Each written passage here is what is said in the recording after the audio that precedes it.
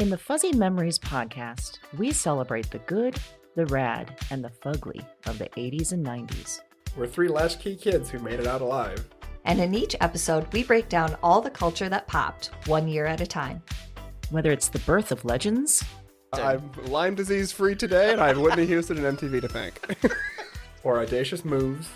Imagine also the poor Golden Gate Bridge. You turn 75 and people have a party on you. Yep. I don't want that. Or even confusing PSAs. And the stop, drop, and roll. I mean, I assumed Yes. as an adult I would catch on fire weekly. All the time! We've got a take that will make you laugh. We've also got thoughts on all sorts of random phenomena and the most unmitigated of golf. Why sharks can't be trusted, people can't be trusted, and rivers can't be trusted.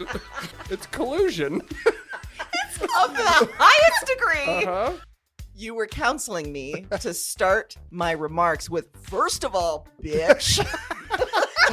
Everyone in that room would have snapped to attention. It's going to be basically coffee lids, shark revenge, and then maybe like Matt Getz. God, we need to do something about him. Join us every other Wednesday to celebrate the hits, the misses, and the misfits of the weirdest decades. If I could tell my 14-year-old self from 1990 that I would be eating in a Cheesecake Factory In Beverly Hills. I'd be like, we did it. We did it, Joe. We did it. Listen and subscribe to Fuzzy Memories on Apple Podcasts, Spotify, and your favorite podcast platform.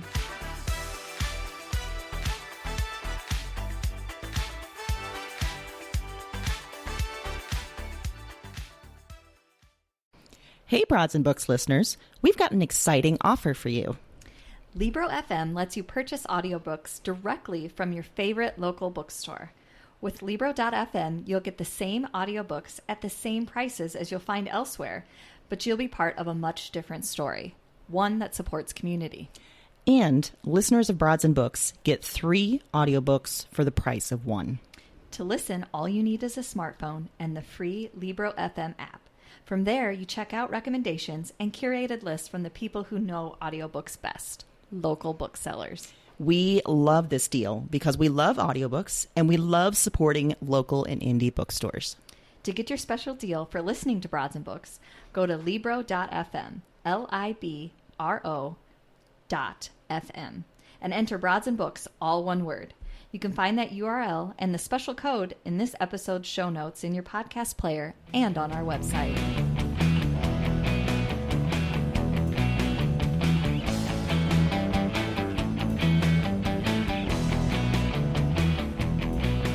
Hello and welcome to Broads and Books. I'm Amy. And I'm Erin, and this is a special Broads and Books bonus episode.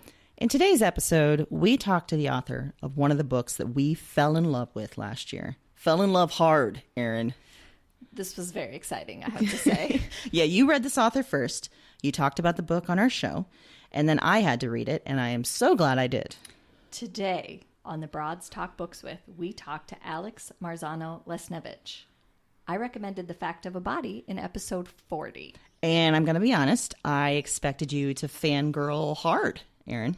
I expected you to as well, but I think I did okay. Yeah, you did. Okay. Yeah. There were a few moments where I thought your head was going to explode. It would have been worth it. I mean, Alex cracked us up and gave us incredible ideas for our next read. And you should just wait for their story of an incredible fan interaction. It's so freaking good. Yes. You can find all of the books that Alex mentions in the show notes on your podcast player and our website. Just go ahead and add them all to your to-be-read pile. Yep, do it right now. And now, here's our interview.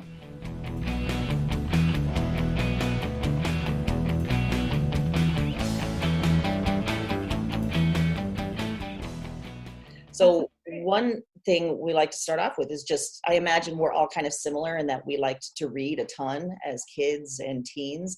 Do you have particular memories of a book or several books that really spoke to you as a kid or a teen? Absolutely. I was just thinking about this the other day that what happened in my reading life was that I discovered adult books pretty young.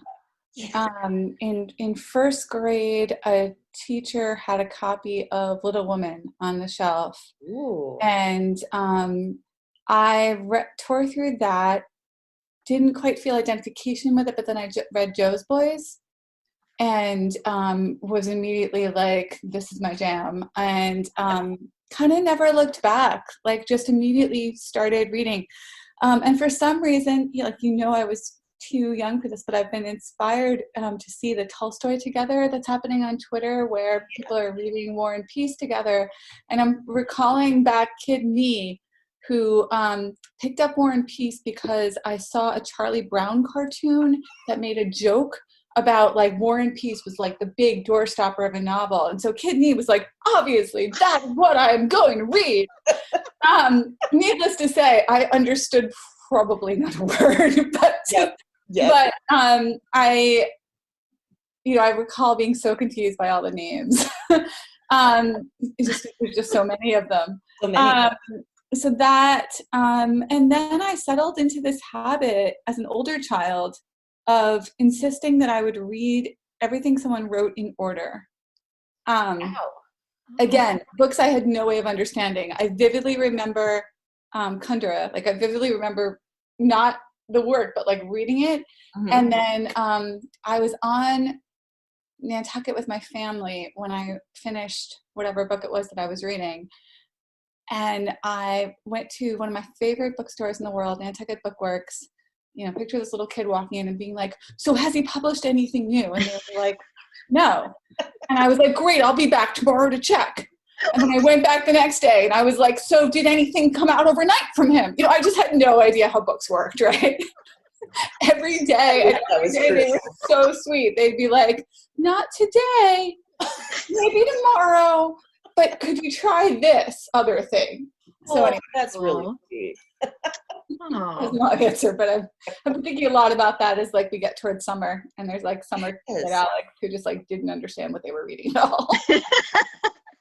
That's so funny. I think that's kind of something that a lot of the authors we've talked to share, reading stuff way before we're mentally and physically ready for all of it, but loving it no matter what. Yeah. Mm-hmm. Well, another thing that we've talked about a lot that we hear from people is that maybe some of their level of reading was turned off early on because they struggled with a classic or something that was like assigned through school. And so Amy and I have talked about that was Moby Dick for us. But is there a classic that you struggled with or you remember thinking, I don't know about this? Not as a kid, but whenever I read Madame Bovary, I was like, seriously? Do we care? Yes. I understand I'm supposed to care. I really don't. But that's the one I recall in that regard. I will say I was a bit of a totally delinquent student. Like if I wasn't into something, I was just like going to read something else the rest of the time. Oh, that's awesome. And I cut class constantly. So I don't recall having that like adherence to what was assigned, unfortunately. I think it would have been good to learn that skill early, but I didn't. I had to learn it later. So if any kids are listening to this podcast, go ahead and avoid all the books you don't like. Yeah. You're going to end up cut it out. It's going to be fine. Yeah, exactly. I was going to say, I think that's a skill that way, to just say, no, I'm going to read something else. Like, I wish I learned that early on. Yeah. Being able to just say, yeah, I'm not connecting to this one. I'm going to move on. But I really appreciate that. But at a certain point, I also had to learn that I might actually learn something that I didn't know that I wanted to learn. Yeah. It turns out when I started actually like going to class and paying attention, you can find out some cool things that way. Sure can. You could be surprised by some stuff. Around that time or maybe later in life, did you find a book that made you think either I can do this or, ooh, I want to do this. I want to be a writer. Yeah, absolutely. It was all I ever wanted to be, but I thought it was like wanting to be a unicorn. Like it just wasn't a thing that people were. Yes. Yeah.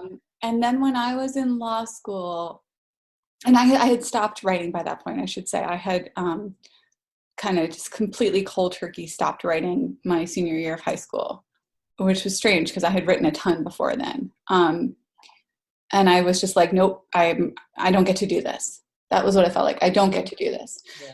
And then when I was in law school, I read Anthony Doerr's short story collection, The Shell Collector. And I read, and this one blew my mind, Martha Cooley's The Archivist, which has the line, existence is infinitely cross-referenced. With enough effort, anything can be shown to connect to anything else. Wow. Which somehow had that like, oh, this is how I see the world. Got it. Which is funny because I like wrote a book that connects two things that people are fond of telling me are not connected. And I'm working on a book that connects a whole bunch of things that I'm sure people will tell me are not connected. So I think that went deep. But that line, when I was in law school, I started going to law school during the day and like literally sneaking out of the dorm at night to go take fiction classes secretly. And so those books kind of brought me back to, oh, I want to do this. I really do want to do this. Yeah. I can see that line. Like when you said it, that makes so much sense in reference of the book. Like that's what I loved about it, was that connection and pulling those two threads together. That to me was like the thing that I even remember telling Amy that, like, this is why this book is amazing. Like I never would, like, no one else I don't think could pull that together. But yeah, I can see that influence of that quote in there. I can also see how a lot of maybe people told you that it couldn't work because it's not a formula. Yeah. It's not Yeah, they sometimes. I believe one of the reactions from one of the editors I talked to first was, and this was years before I was like ready to talk to an editor, was just literally like, good luck with that. I don't know how you think you're going to pull that off, but just like, that does not sound like a plausible concept. And I still sometimes get mail from readers, it's now a couple of years after the book has come out. And I still get mail from readers, and every now and then I still get why do you have to put them in the same story? It should be just this, or it should be just that. And they never agree about what it should just be, right? That depends on your personal preference. But I still get mail from people who are like mad that both stories are in the same book. Okay, too bad. They're connected, I think. Yeah. And also that shows that maybe you read the whole book. So are you really that mad? That seems suspect to me. Yes. Yeah. Well, there's a lot of like, if you read the whole book, are you really that mad? Exactly. That's a very good rejoinder to so many things. Oh my gosh. Well, okay. So we're moving a little bit forward into your reading life now. How many books would you say are on your to be read pile, and are you willing to share any? Oh my God. I live surrounded by a to be read pile, especially now that we're just at home. Yeah. And there's just no, and especially now that I can justify everything by saying, look, man, I really need the indie bookstores to survive. Exactly. So obviously I can place another order. Supporting them. Yeah. Exactly. Just from where I'm sitting, I can see, for example, my autobiography of Carson McCullers by Jen Shapland. I'm really interested in that. That's one of the top of my to be read list. I just started Francine Prose's Reading Like a Writer because I had never read Middlemarch until quarantine. And really? Oh, interesting. And I just finished it a couple of days ago and was like hard working to finish it. So now I just started listening to Rebecca Mead's My Life in Middlemarch. And I also grabbed the Francine Prose because I was like, at least she talks about Middlemarch. So you're bringing every Middlemarch thing you can together. Everything's coming back to it. Also on the physical TBR stack that's kind of to my left is Edwin Dandicott's The Art of Death, from the really beautiful Art of series of little Grey Wolf Press craft books. Oh, cool. And I just love that entire series. Like, even again where I'm sitting at my desk, on my left also is The Art of History by Christopher Bram. I love everything in that series and try to read even the ones that talk about poetry. Mark Doty has a beautiful one on the art of description. Charles Baxter has one on the art of subtext. My friend Chris Castellani wrote one on the art of perspective. And so a lot of those, I'm sort of trying to spend this summer reading craft books as well as reading prose books, and just as like a fun immersive study thing. So to that end, I also have one of my favorite craft books that I was constantly foisting on students this year, and then was like, you know what, I actually haven't read that in years. I should probably actually look at what I'm telling you to do, which is The Artful Edit by Susan Bell. Yes. I read love that a that couple book. years ago. Yeah. Yeah. Super good. And there's something very heartening. She takes the version of The Great Gatsby that Fitzgerald turned in and goes through the editorial process on it. And I am working on the next book and working on a whole bunch of essays. And I just sort of needed a reminder that even Fitzgerald wrote shitty sentences. Like just a little, it's going to be okay. Write your shitty sentences and we'll talk about it later. So, yeah. We found, Alex, has your reading changed at all during quarantine? That's something Erin and I have talked about, is at first, at least for us, it was really difficult to get into books again, which was really frustrating and kind of troubling. Yeah, I absolutely had that experience. What saved me was, refer back to Chris Castellani again, he gave like a passing mention that he was spending every morning reading 2 chapters of Middlemarch before he did anything else. Oh. And I was like, you know what? I need to read The Well of Loneliness by Radcliffe Hall, which I hadn't read before. I needed to read it for the project I'm working on now. And why don't I try it with that? And it was such a pleasure because I would wake up, and I was waking up what for me was unnaturally early. I think just like an undercurrent of early days quarantine anxiety. And I live across the street from Maine Med, the biggest hospital in Maine, the biggest hospital in Portland, Maine. And so gosh. I would wake up and watch the shift change in the morning. Because somehow my body started naturally waking up right when the doctor and nurse shift change happened. And so it was like I would get my coffee and kind of stand there and watch them and just like give a moment of silent applause and silent gratitude. And then take Middlemarch, it was a Well of Loneliness rather at that point, and retreat back into like a totally different world. And so that was super helpful, but then I found I couldn't concentrate at all once that period was over, like in terms of reading. Yeah. But I feel like it's been working to a lot like a manageable section of the morning now that I don't have a commute to doing that. So I think that's been the biggest change in my reading habit for me. I still am having trouble focusing on a book later in the day, but I at least have that solid like hour or so of reading in the morning. That's so cool. Yeah, we've heard lots of numbers of ways of how people have got back into reading, and that sounds really nice. Yeah, I don't know what I'm going to do when the world opens back up because I don't want to lose this. Yeah. Start getting up like super early, make the bus to the college where I teach. Well, among the maybe during this quarantine or another time, have you had a book that you've read recently or somewhat recently that surprised you, that you had maybe it was Middlemarch, maybe it was something else that you weren't expecting as much as you got from it? Honestly, The Well of Loneliness blew my mind because I had always heard it referred to as an early lesbian novel. Yeah. But it's not quite an early lesbian novel. Stephen would be described like in the historical terms of the time as like an invert, which is sort of a mix of our idea of sexuality and gender identity.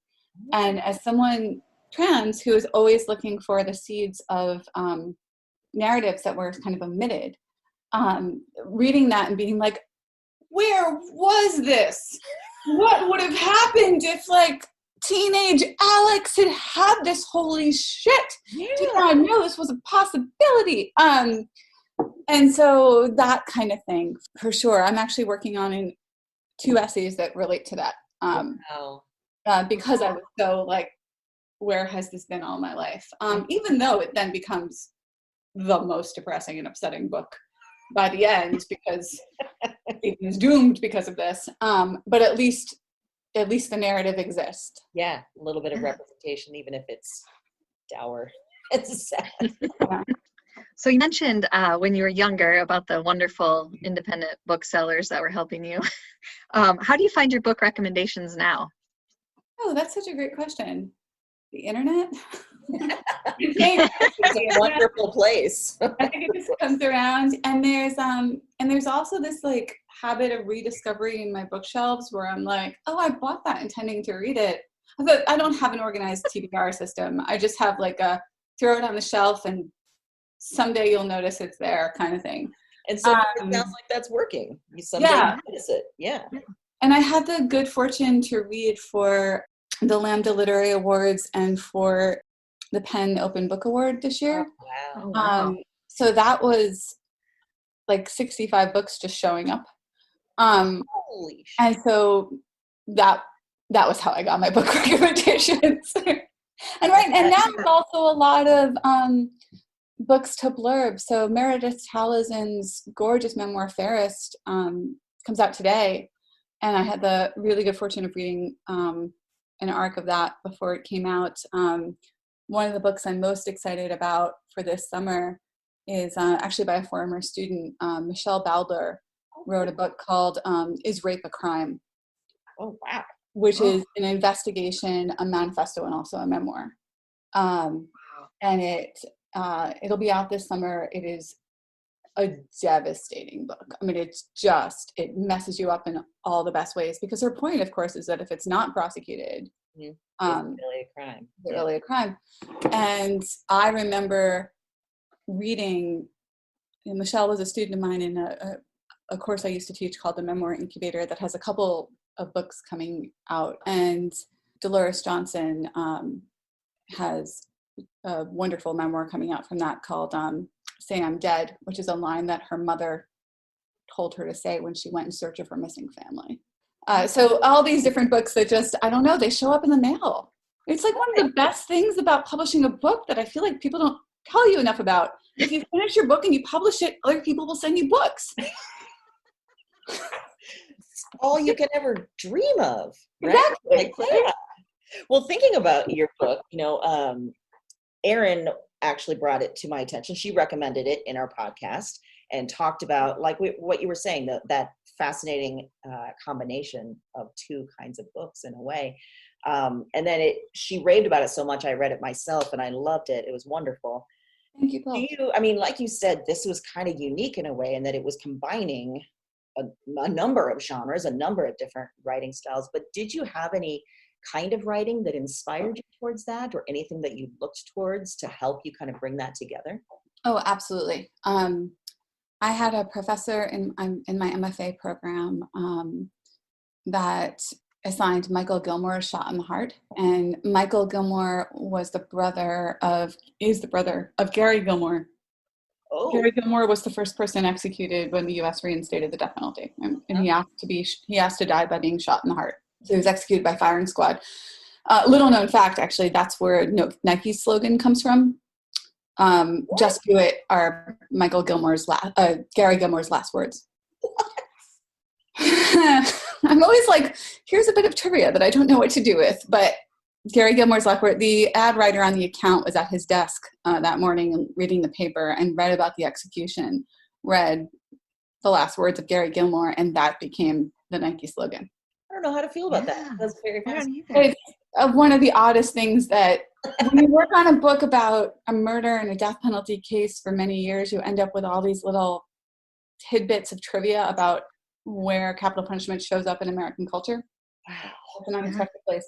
Mm-hmm. But so that book, Shot in the Heart, because it's a memoir of his brother, and his relationship with his brother and his family. And it's really him trying to understand how it could be that his brother committed such horrible violence and then also asked to die by such violence. But in order to tell this story, he goes back into the history of Utah.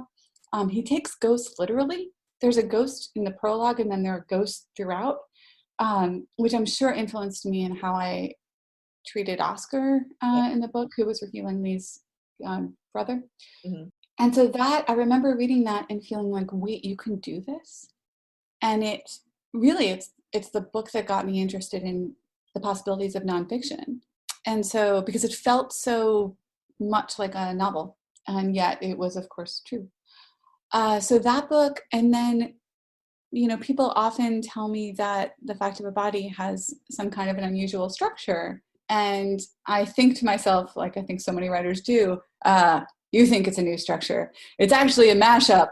I mean, it's a mashup of a whole bunch of things. A book by Kristen Iverson called Full Body Burden that looks at her family, but also looks at nuclear waste disposal in Rocky Flats.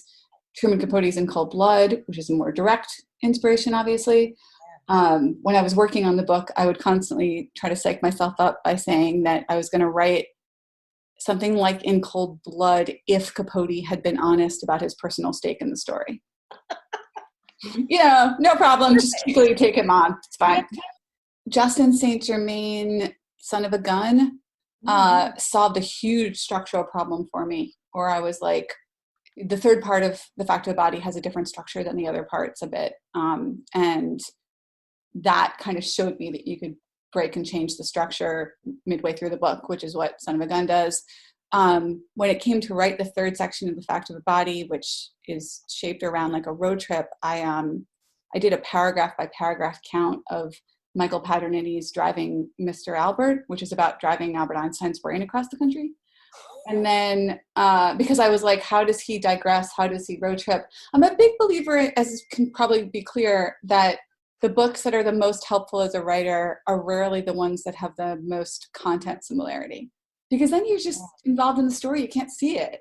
Mm-hmm. Whereas if you're taking it apart for structure, that is sometimes easier to see on other books. But I will say one last thing is Eric Larson, Devil in the White City, because I kept trying to write long chapters and it just wasn't happening. And I was like, all right, if I accept that this book wants to be in short chapters, that's so many potential exit points for a reader. How do I think about how to make you turn those pages and how it's all going to come together? And so that book was a big influence. So yeah, those are the ancestral books of The Fact of the Body. Wow. That's such a good point, though, about taking any and every book for its structure, no matter if there's content similarity. I could see how you could pull so many different things from each of those books. That's really cool. Teaching really helped me think about that, because I was constantly prescribing students to take apart a couple of books. And then I was stuck and I was like, oh, I guess I better take apart some books. So at the end, we like to ask like 5 questions that maybe aren't necessarily related to reading. But the first one is, what's your most memorable fan interaction? And that can be touching, funny, weird, creepy. No, I know exactly We've had them all. Oh, you know exactly. I know exactly what. When the book had been out maybe a couple of months, I got an email from a lawyer in Mexico City asking to get on the phone. And I got on the phone with him, and he was very emotional. He said, I just finished reading your book, and I have been hired by the family of a 12-year-old girl who has just revealed that her grandfather molested her all through her growing up. The girl wants to press charges. The family wants to pretend it never happened, and I'll have to go away. And I was thinking that would be the right thing to do, but I heard you on a podcast when I was driving, when I was visiting the US, and then I found the book, and now I'm worried that maybe it won't actually go away for her, even if we pretend that it's over. Yeah. And we talked, and as he described so much about the situation where the little girl had even put her through a deposition, and everything she had said had held up, and she was still pushing for it. She was still wanting him prosecuted. And I was just like, you have to listen to her. Like, you can't, I'm get all choked up talking about this. Yeah. You cannot put her through all that and have her clearly be saying she wants this prosecuted, and you cannot pretend that this didn't happen. And we talked a couple of times because he would convey things back to the parents, and then he would come back to me with questions. And in the end, we decided to listen to the little girl and to prosecute. There's a lot of weird aspects of having a memoir out in the world. And at the time, I was very deeply in the thick of the weird aspects. And I would have days where I was like, this is really hard. And it's hard to have it out there. I'm super happy to have it out there, proud to have it out there. But there was a period right? Right when your body registers that the thing you've kept secret for so long is now Public. very public. And that call came right in that period for me. And I remember writing to my agent, to my editor, and to my publicist, just saying, whatever else happens, you guys like made this possible. Like, this is what happened. I'm still crying. So that would be the most memorable one. Holy shit. Yeah, I can see why. No, I'm joking. Oh my God. Yeah. I was always like, whatever else happens, at least this. Whatever happens, this did this.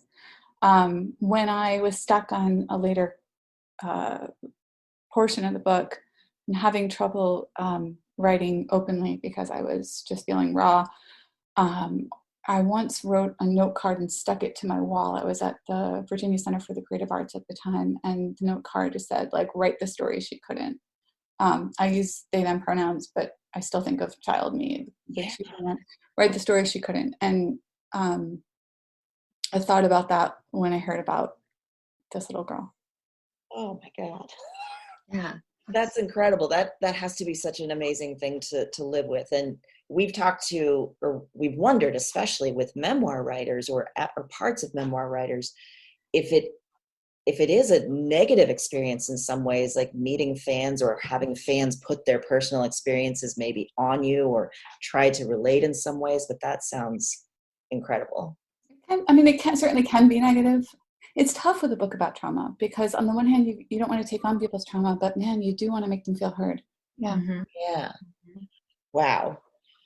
Well, maybe a slightly lighter topic. When you were in the thick of it, when your book was coming out, was there an author, someone that you wanted to meet, you did get to meet, and it was a good experience? Someone you perhaps looked up to, someone you really enjoyed reading? I'm really grateful to Hannah Tinty for the moment at the party outside at the Miami Book Fair when she turned to me and I was like blathering idiot because I love Hannah Tinty's books. Like, I obsessively love Hannah Tinty's books. And she turned to me because I was being a blathering idiot and was just like, we've met several times this year now because we kept going to the same book fair. So we had books come out the same year. We could just be normal now. And I was like, I will try. No guarantee.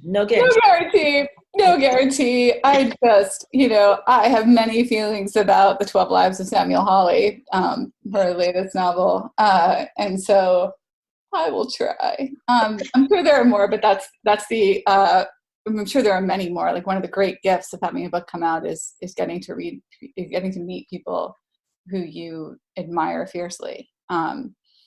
But that was definitely a moment. Well, we talked a little bit about how your reading changed a little bit during the quarantine, but would you say that your joy or love or reading habits have changed since you became a published writer? Yeah, that's such a great question that I haven't thought about. That's such a great question. I think I'm mostly just grateful. Like, I'm more aware now that a book is somebody's baby, and they spent so long on it, and it represents all this hope that they put in the world, and that doesn't necessarily mean that we're all going to love it. Indeed, it shouldn't mean that we all love it, right? Like, then it's probably not very good if it doesn't piss somebody off. But I think I am more in tune with how beautiful it is. That when I look at my bookshelf, right, my bookshelves are records of other people's dreams and hopes and love and caretaking. It's mind-blowing when you think about how much goes into every work of art, and then we have like a bookshelf and it's so many of them. So I think a deeper awareness of that. So even our unachievable to be read piles, Erin, they're hopes and dreams. So I'm going to call myself an art collector now. It's an art collection. Yeah. So, Yes, we are. yeah. yes. Yeah. Oh. Do you have a book, Alex, that you think everyone should read? I'm going to be such a Middlemarch obsessive right now. I can't help it. Like, I fall in love with books. You know what? Yeah, I do. Though, Lacey Johnson's The Other Side. Oh my God, I just read that. That was so intense. it's so good at capturing so much, like dissociation, the trauma of sexual assault. We have such a culture that won't look at that stuff, just won't look at that stuff in any sort of thoughtful way or any sort of sustained way. And that book, man, whenever my students, I don't teach it in my classes because for me, reading it was such an intensely emotional experience that I don't want to foist that on 12 undergrads and make them have that emotional experience at the same time. Like that just doesn't seem almost like responsible, you know? But inevitably the last day of class, students always ask me what I didn't teach. And that list could be so long, but I always say, look, here's the book that I wish I could teach because I think we would live in a different world if everyone read it.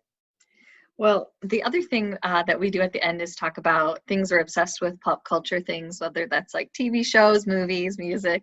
So is there a pop culture obsession that you have that you'd want to share? Absolutely. I think on my mind right now, I just saw last night, I saw the Gillian Anderson, why is this out of my head? Tennessee Williams, Stella. Ooh. Yeah. Streetcar Named Desire. Thank you. So, yes. I watched it last night. I don't know.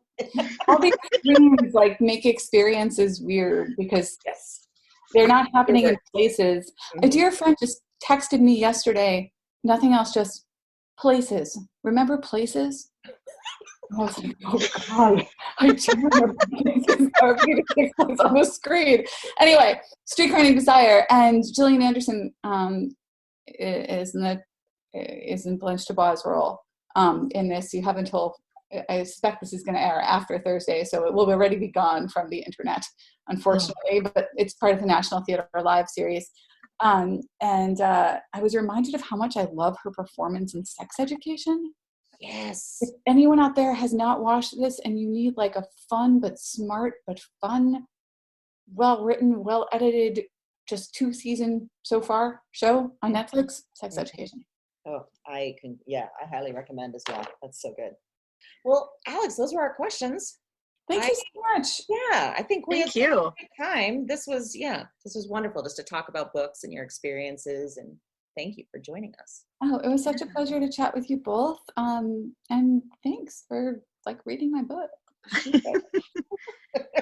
Hey. Say, Erin, you want to gush? I'm leaving some time for you to gush. I feel like I maintained a level that I should keep. Like I did okay. Did normal. I didn't have to just leave and go in the corner and have a panic attack. I so appreciate it.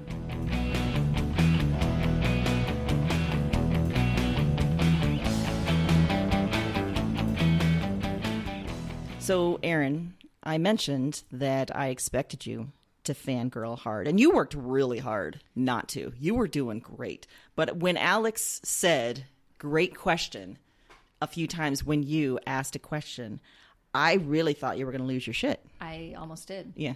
Because I don't even have a good reason except that I'm such a fan. I was watching you on the Zoom camera, and I was watching your face, and I thought I maybe could see you trying to tamp it down. Yeah, I was trying to keep it under because I didn't, I don't want to be that crazy person, but inside I knew inside you were, and you did great.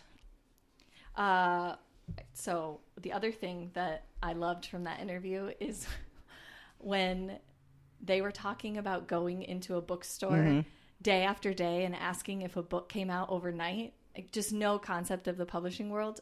That anecdote was simultaneously awesome and made me feel so seen. I could picture myself doing that without any idea. And again, which we talk about all the time, independent booksellers, independent bookstores, you guys are awesome. Yes. That's killer. That they treated it so great. Yeah, find another book. Yeah, that was incredible. I really liked when Alex was talking about their upbringing and the idea that being a writer was something unfathomable, like being a unicorn. I really think I felt that way growing up too. I imagine maybe you did as well, that, we were meant to read the books and not necessarily to write them. And there was a real clear dichotomy there. I really liked that. Yeah. I also was fascinated by this part because it was one of the things that I truly love about the book was that it combined an idea of a memoir and a true crime, and it made it twisty and connected in a way that I don't think we think about a lot. But people told them that that was crazy and that was not the way that the book should be written. And that still blows my mind when authors say that. We've heard other authors talk about rejection or criticism that they've gotten. One, I'm still floored by people that think that they know better. Yeah. Especially someone's personal story. And two, that after that good of a book comes out, that you had anything to say about it except everybody should read this. Yeah. Yeah, it really shows like how narrow-minded and short-sighted the publishing industry can be. Absolutely. Yeah. We were, as we often do with authors, we asked them about their to-be-read piles. And I liked that Alex said it was totally out of control. But during the pandemic, it was a great way to use an excuse of saying, I got to support the local indie bookstores. Yes. I get that. I was there too. Yeah. So what if our to-be-read piles become ridiculous and out of control? Yeah. Let it be. It's good to know it's not just us. Another touching part was when they were talking about the well of loneliness and the first time that they found some trans representation, and thinking back to growing up and what that would have been like if, you know, they were talking specifically about their experience, what it would have been like for them to discover that earlier. But that really hit a note with me. I think that a lot of us can have that feeling that the first time we read something that we really connect to, you can't help but say, gosh, I wish I came across this sooner. Yes. I wish I knew that there was more things like this. I wish I knew I could have done this, that, and this better or different, or I had the right words or the right way to express myself. Yeah, that was really touching. And it shows just how much representation matters, for sure. Yeah. I liked Alex's honesty in saying, like, get this, when you publish a book, they send you more, which just made me very happy. Yeah. Because, I mean, that's one of the side effects you don't really hear a lot. Yeah. And it's a beautiful one. Yeah. Terrific. As we mentioned at the beginning of the interview, and now you're at the end, so I hope that you really listen to this part, but probably one of the most memorable fan interaction stories that we've heard in a long time. Yeah. Talking about the lawyer in Mexico City that was representing a young girl and what that book meant to his ability to represent her, what it meant to that girl's family. We were a mess. Yeah, like, I was emotional. Yes, Alex was getting a little teary-eyed. You definitely were. I was like, oh my God, how do I keep this together? How do we go from here? It was an incredible story. Yeah. Yeah. I think finally I really loved the book or the idea, and you said this in the interview, where when you look at a bookshelf, you're actually looking at someone's creation. You're looking at their art. And it's such a beautiful idea that it's such a physical representation of so many people's hard work. And I mean, it just makes me want to fill my shelves more. So maybe not great on the pocketbook, but I don't know. It's a good justification. I like it a lot. Yeah, I think that's a really cool way to view books, you know, because sometimes we can get so caught up in whether we, you know, specifically that book reached us or we felt something about it. And we forget that no matter what, the amount of time and energy and pouring of yourself into a book is a work of art. Yeah, it is. On your shelf. Something to honor. Yes, exactly. Well, guess what? We will be back next Wednesday with our regular weekly themed episodes. In the meantime, you can head to our website, broadsandbooks.com, and check out all of our past bonus episodes. Subscribe now, and you'll get them all direct to you. Happy reading.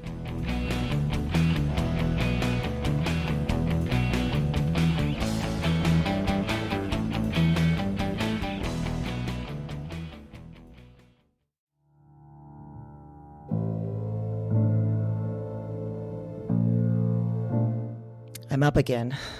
Same night, another dream. Before trying this recording thing, I didn't remember much of anything of these dreams. I didn't remember much from any of the women. And one night of doing this, and it's broken things open. The dreams they're in me, and they're coming out of me, and... Talk to me. I am not broken.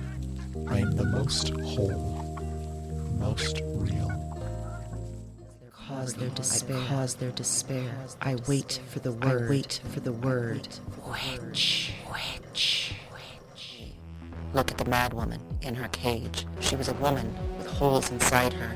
That was the heaviest factor, the final evidence, the heart of the issue. Somehow, you understand this. You hear me. Wherever you are, whatever this is, you... This isn't a dream journal anymore. It's not. It's just fact. Because now this is some sort of record. What are these dreams? Maybe there's a better question. Who are these women?